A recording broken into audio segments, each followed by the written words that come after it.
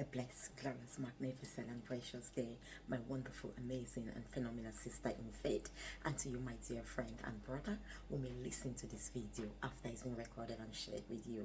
How are you doing today? I want to believe you're doing amazing.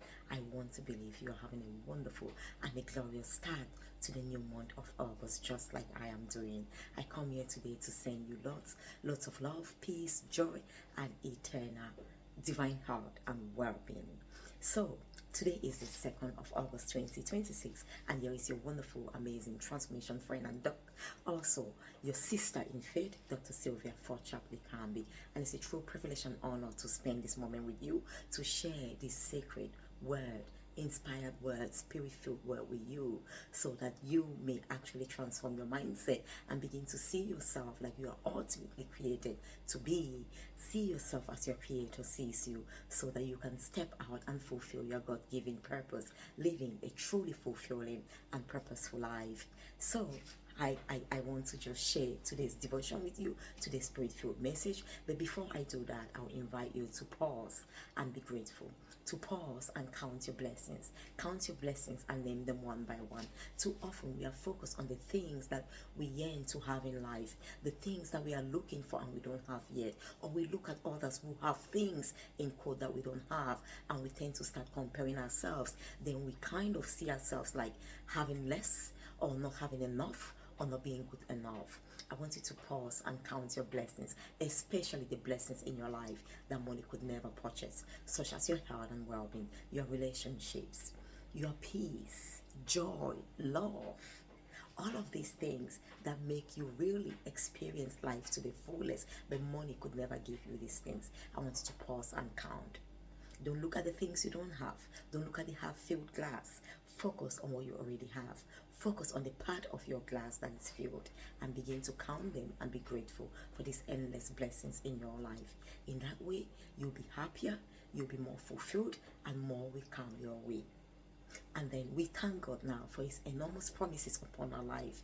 You might not have what you yearn for right now, but if the Lord has promised you, I assure you, He's already dispatched it. It's coming your way. Open your heart and be receptive. Be thankful. Keep thanking Him and singing song of praises. For some of you, you're having your own child. You've been struggling with fertility issues, but you will be holding your own child by the end of this year, by the end of December 2026. I want you to start singing your new song. I want you to start praising and thanking God, because He has already promised you that, and He has already given you that. It is already established in the spiritual realm. As you start thanking Him and opening up your hearts, you will definitely receive it. And also, too often, I know it's hard to thank God for rejection, for denial, for the shut doors, for the things that we are not giving, that we yearn for. However, we don't see the end from the beginning. Our sight is limited. What we see, what happens to us in the now, is so limited as compared to where we are going to, as compared to all that we are destined to become. Who we are right now is so limited. So sometimes those rejection, those isolation are meant for our good, are protecting us, so we may be able to fulfill our purpose. So let's thank God for denial, rejections, closed doors and shut doors, so that we may be redirected to the right door that He has placed there for us to step into and fulfill our divine purpose. So with that in mind, let's look at our theme for this month. We've talked about life, speaking life the whole of last month. And as we continue in this light of speaking life, like I said, we don't just get into this month and forget about what we've done in the last month or at the beginning of this year. Christianity is a lifestyle. Being the best of yourself is a thing that you do every single day. It's a habit. There are qualities that you exhibit every single day of your life. Okay? So we're going to carry this into this month. But I'm very aware, like I said yesterday, there will be challenges. There will be times when you don't feel like I just want you to know that it's not how you feel. Okay? When we speak life, when we speak truth, it's got nothing to do with feelings. Detach it. Don't become attached to it. Don't become subjective. Step out. Step away from the situation and be so objective. So you speak truth without being emotional, without actually, skewing your mind or limiting your mind by your feelings, by your perceptions, because we know our perceptions are only part of what we see. It's not the truth of life or what we are going through or what we are destined to become or have. So I want you to keep your eyes off this and you focus on all the promises of God in your life.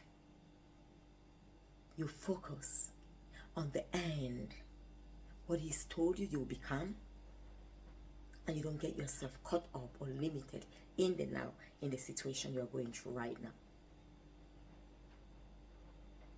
I'm just giving you some time to really reflect on what you're going through right now. Reflect on the narrative you give what you're going through right now. Reflect on how you define it, how you respond, the emotions you exhibit. You have power over your emotions, and that's why our theme for this month of August is all about self-control. Yeah, it's not really about, yes, we've got the willpower, but sometimes we can be weak if we allow our spirit to be in tune, to be inclined with the Spirit of the Divine, with the Spirit of God. We will be fortified, not by our might, not by our power, but by the Spirit. So it is a Spirit-led self-control. When we come from a deeper place that has deeper understanding, that can discern the things that the physical eyes cannot discern, the things of the heart, of the spirit, which are eternal, which are truth, and could not be corrupted by the things of the physical or this world. So we